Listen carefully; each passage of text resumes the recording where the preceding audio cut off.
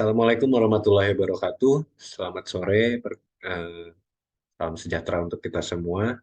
Perkenalkan, saya Muhammad Rehan Akilananta. Pada kesempatan sore hari ini, saya ingin menyampaikan beberapa pemaparan mengenai analisis tata niaga komoditi sawi Caisim di Kelurahan Pematangwangi, Kecamatan Tanjung Senang, Kota Bandar Lampung, yang telah kami lakukan agenda turun lapangnya di waktu lalu untuk memenuhi persyaratan tugas akhir mata kuliah Tata Niaga Pertanian. Sebelum mulai pemaparan ini, saya ingin memperkenalkan audiens kepada rekan-rekan saya yang telah turut membantu saya juga dan bekerja sama dengan saya dalam mengerjakan agenda turun lapang ini. Yang pertama ada Saudari Stevi Fatona dan Saudari Ataya Alicia.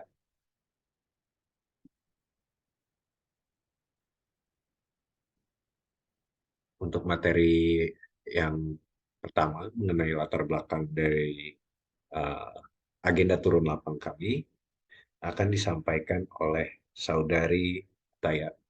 Pada Saudari Ataya dipersilakan. Baik, yang pertama adalah latar belakang. Tata niaga merupakan suatu aspek yang sangat penting dalam sistem agribisnis. Apabila mekanisme pemasaran baik, maka semua pihak yang terlibat akan memperoleh keuntungan. Serta panjang dan pendeknya rantai tata niaga juga menjadi tolak ukur tingkat efisiensi tata niaga. Semakin panjang rantai tata niaga, maka harga yang diterima konsumen akan semakin tinggi dan menjadikan tata niaga tidak efisien. Oleh karena itu, penting untuk mengkaji tata niaga suatu produk hasil pertanian, khususnya tanaman sayuran sawi Caisim, guna mengetahui saluran tata niaga, margin tata niaga, farmer share, dan efisien saluran tata niaga sawi Caisim pada semua saluran yang ada, maka perlu dilakukan penelitian mendalam tentang tata niaga sawi Caisim di Kelurahan Pematangwangi, Kecamatan Tanjung Senang, Kota Bandar Lampung. Diharapkan penelitian ini dapat digunakan sebagai acuan bagi para pelaku tata niaga pertanian sawi Caisim di Kelurahan Pematangwangi, Kecamatan Tanjung Senang, Kota Bandar Lampung. Next. Selanjutnya ada tujuan penelitian. Jadi tujuan penelitian sawi Caisim di Desa Pematangwangi, Kecamatan Tanjung Senang ini yang pertama, mengetahui saluran pemasaran yang terdapat di dalam proses penyaluran sawi Caisim dari petani hingga ke tangan konsumen. Yang kedua, mengetahui total margin pemasaran komoditas sawi Caisim di Desa Pematangwangi. Yang ketiga, mengetahui total ratio profit margin di pemasaran sawi Caisim di Kelurahan Pematangwangi.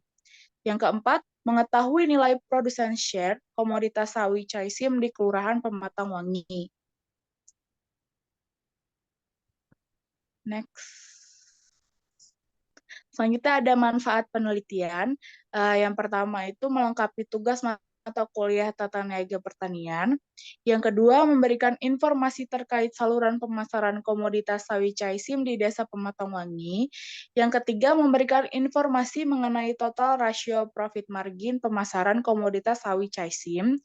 Yang keempat, memberikan informasi mengenai total produsen share pemasaran. Dan yang terakhir, komoditas sawi Caisim memberikan informasi tentang organisasi pasar terkait dengan struktur perilaku dan kinerja atau keragaan pasar dalam pemasaran komoditas sawi Caisim. Untuk tinjauan pustakanya itu yang pertama ada tanaman sawi, yang kedua pengertian dan fungsi tata niaga, yang ketiga perilaku pasar, yang keempat pasar dan bentuk pasar, yang kelima kerangka pasar, 6 margin pemasaran, yang ketujuh pangsa pasar dan pangsa produsen, dan yang terakhir RPM atau rasio profit margin. Selanjutnya untuk kerangka pemikiran bisa dilihat di tabel dalam mekanisasi tata niaga ini melibatkan beberapa pihak, yaitu meliputi produsen, agen, pedagang pengumpul, pedagang pengecer, dan konsumen. Nah, dalam hal ini produsen adalah petani sawi dan konsumen adalah masyarakat yang mengkonsumsi sayur sawi. Setiap pedagang melakukan fungsi-fungsi tata niaga tersebut, maka akan dikeluarkan biaya yang disebut dengan biaya pemasaran. Di samping itu, pedagang juga memperoleh balas jasa yang disebut dengan keuntungan. Nah, besarnya keuntungan ini ditentukan oleh harga hasil produksi dan harga input. Oleh sebab itu, semakin tinggi harga yang diterima petani, maka akan semakin tinggi keuntungan petani. Keuntungan petani dapat ditingkatkan melalui kegiatan produksi, sedangkan produksi dapat ditingkatkan melalui perbaikan penggunaan faktor produksi. Selain itu, keuntungan yang diperoleh petani bergantung pada jumlah komoditi yang dijual, tingkat harga yang diterima, dan sistem pemasaran komoditi yang diproduksi. Oleh karena itu, sistem pemasaran sangat penting untuk diketahui. Oke,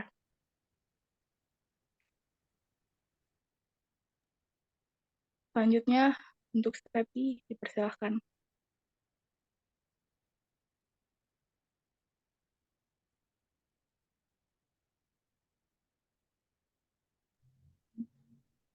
Konsep dasar dan batas operasional.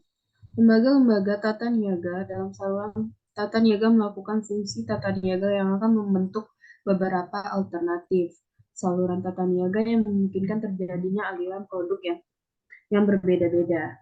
Lembaga tata niaga yang terlibat dalam tata niaga pertanian adalah tengkulak atau pengepul, pedagang pedagang besar, agen penjual, dan pengencer. Menurut Kotler 2003, saluran tata niaga dapat dibedakan menjadi saluran 0 tingkat, saluran 1 tingkat, dan saluran 2 tingkat. Saluran tingkat 0 yaitu produsen menjual hasil produksinya langsung ke konsumen akhir. Saluran tingkat 1 yaitu hanya terdapat pengencer sebagai perantara penjual. Saluran tata niaga tingkat 2 yaitu terdapat pengempul dan pengencer sebagai perantara.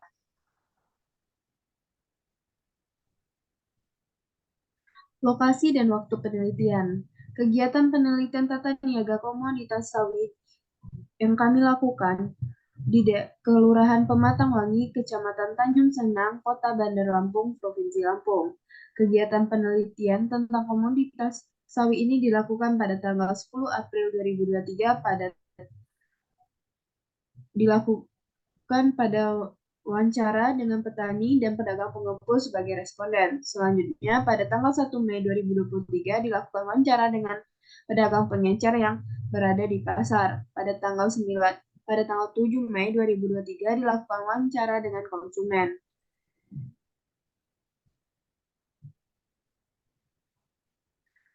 Kelurahan Pematangwangi adalah salah satu kelurahan yang berada di dalam wilayah Kecamatan Tanjung Senang, Kota Bandar Lampung. Kelurahan Pematangwangi berada 2,5 km dari ibu kota Kecamatan Tanjung Senang dan 7,8 km dari ibu kota Bandar Lampung. Kegiatan ekonomi utama penduduknya adalah bertani dengan komoditas sayuran sebagai komoditas utamanya, seperti sawi, selada, bayam, kangkung, rampai, tomat, dan yang lainnya.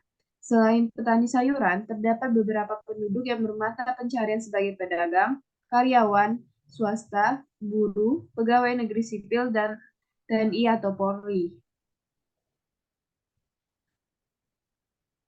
Identitas dan nilai penjual petani. Berdasarkan tabel dapat dilihat bahwa mayoritas petani sawi di Kelurahan Pematangwangi berjenis kelamin laki-laki dengan rata-rata umur 58,50 tahun.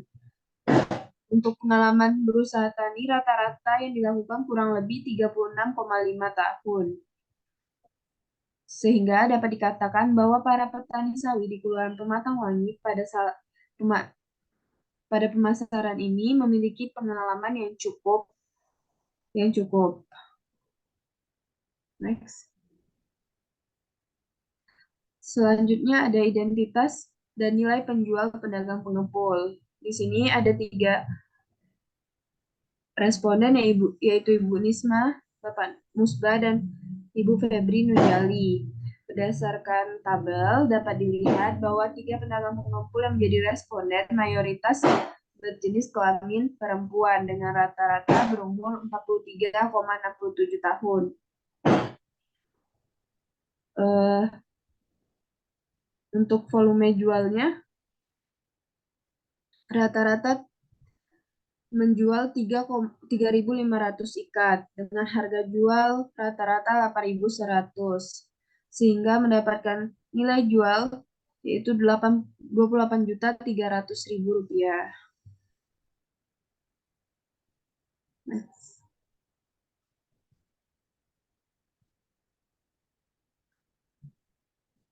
Selanjutnya ada identitas dan nilai penjual pedagang pengencer. Di sini ada 6 responden yaitu Wagina, Safni, Kurnia, Marsida, Yakub, dan Santi Larasati. Rata-rata volume jual pedagang pengencer adalah 175 ikat dengan harga jual rata-rata Rp9.750. Sehingga nilai penjualan rata-rata adalah Rp1.679.167.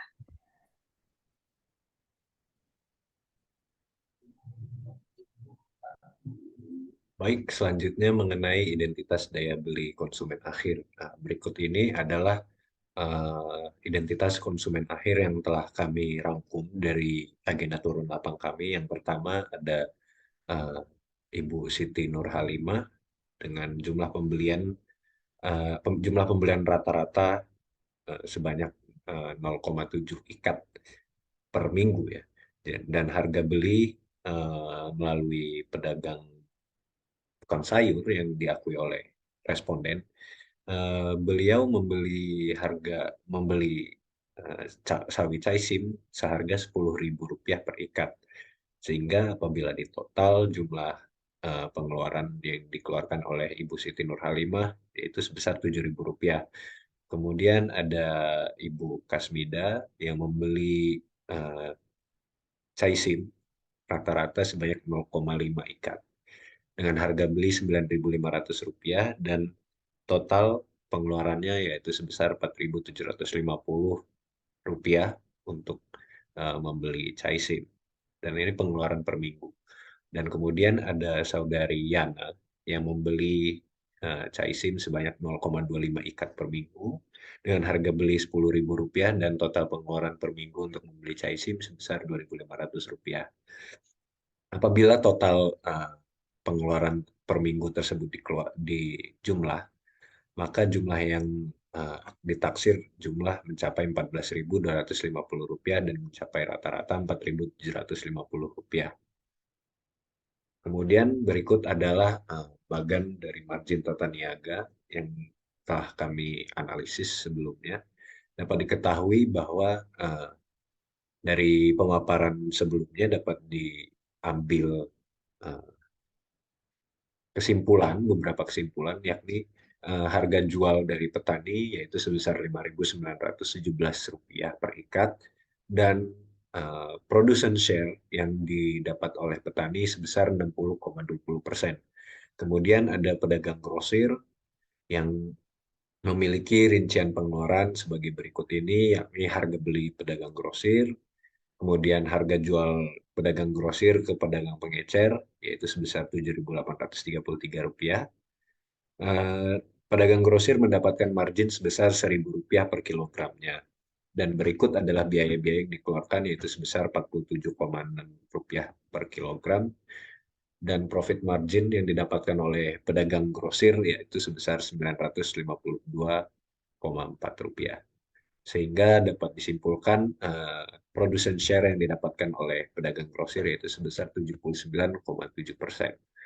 Kemudian pedagang pengecer, berikut pula rincian dari biaya-biaya dan keuntungan yang didapatkan oleh pedagang pengecer. Berikut adalah harga beli pedagang pengecer dari pedagang grosir, yakni sebesar Rp7.633. Kemudian pedagang pengecer menjual kepada konsumen akhir sebesar Rp9.250. Dan margin pemasaran yang didapatkan oleh pedagang pengecer yaitu sebesar Rp1.617. Berikut biaya-biaya yang dikeluarkan sebesar Rp13 dan profit margin yang didapatkan sebesar Rp1.604. Sehingga pedagang pengecer mendapatkan market share sebanyak 94%. Kemudian konsumen membeli dari pedagang pengecer dengan harga Rp9.833 per kilogram. Kemudian mengenai pangsa pasar dan pangsa produsen. Untuk saluran pemasaran sawi Caisim di Kelurahan Pematang Wangi, saluran pemasaran menghasilkan rata-rata harga yang diterima sebesar 5.917 kg.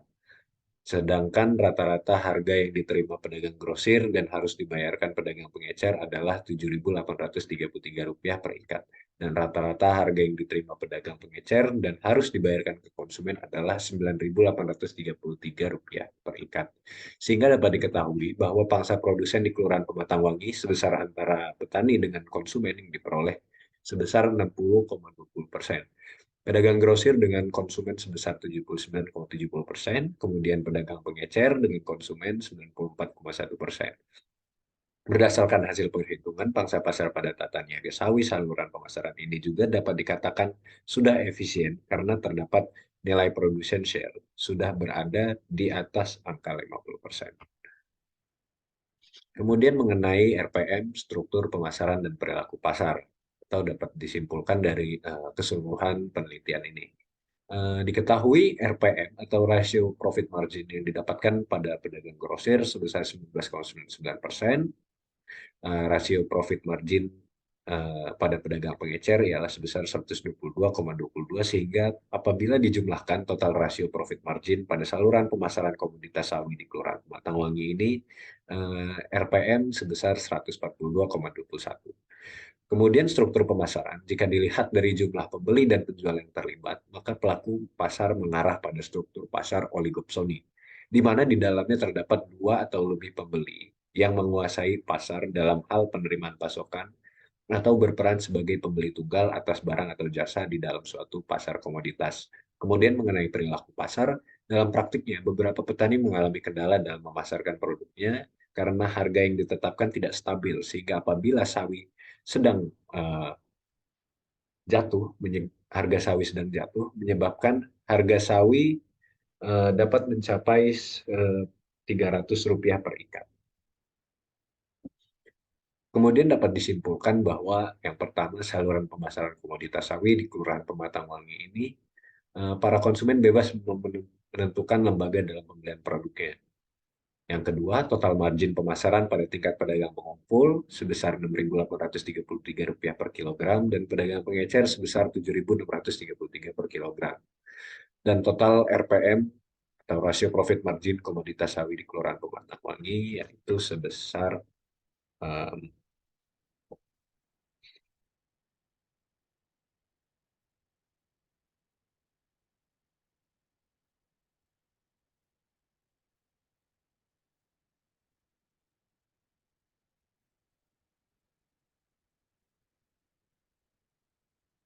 sebesar 142,17%, dan nilai production share komoditas sawi di Kelurahan Pematang Wangi sebesar 60,2%. Sehingga struktur pasar dalam pemasaran ini diketahui adalah struktur pasar oligopsoni. Dan saran dari peneliti kepada pemangku kebijakan atau pihak-pihak yang terkait dalam penelitian ini, berdasarkan penelitian yang telah kami lakukan, sebagian besar petani mengalami kendala dalam sistem pengairan lahan yang masih mengandalkan air dari rawa atau hujan.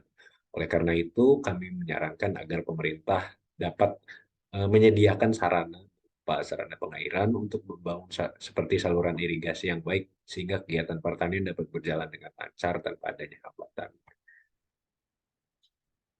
Mungkin sekian pemaparan mengenai agenda turun lapang yang telah kami lakukan. Terima kasih atas perhatiannya. Mohon maaf apabila ada kesalahan. Selanjutnya, apakah ada pertanyaan? Baik, apakah saluran pemasaran yang dilakukan oleh para responden hanya saluran pemasaran 2 tingkat? Kemudian, kira-kira struktur pemasaran akan seperti apa? Apakah termasuk ke dalam jenis pemasaran sempurna atau tidak? Baik, lebih lanjut, akan kami diskusikan terlebih dahulu dan kemudian akan dijawab satu persatu. Terima kasih.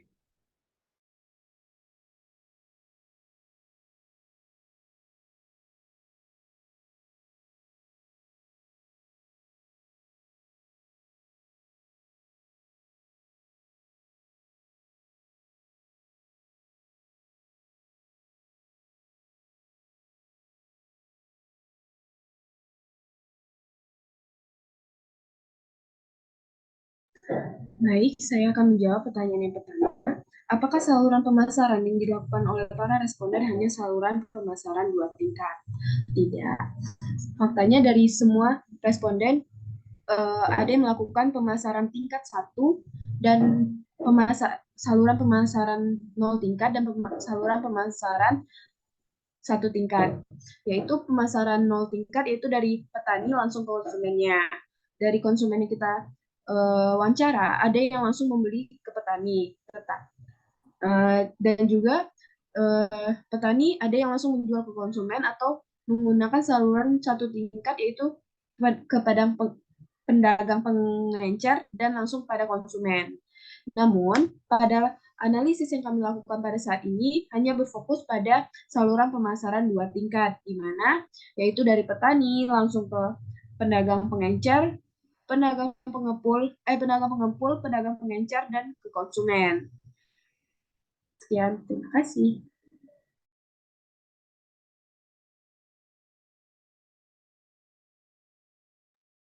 Baik, selanjutnya saya akan menjawab pertanyaan mengenai struktur pemasaran sawit Caisim ini apakah sudah termasuk ke dalam pasar persaingan sempurna atau tidak.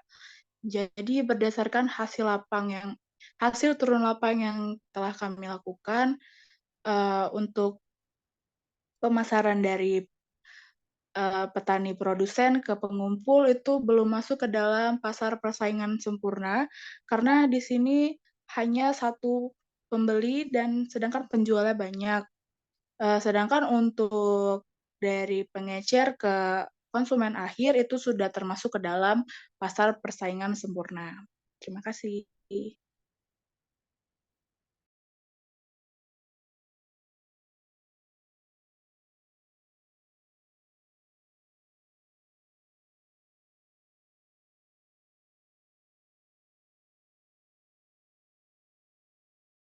Bisa di-mute dulu mic-nya.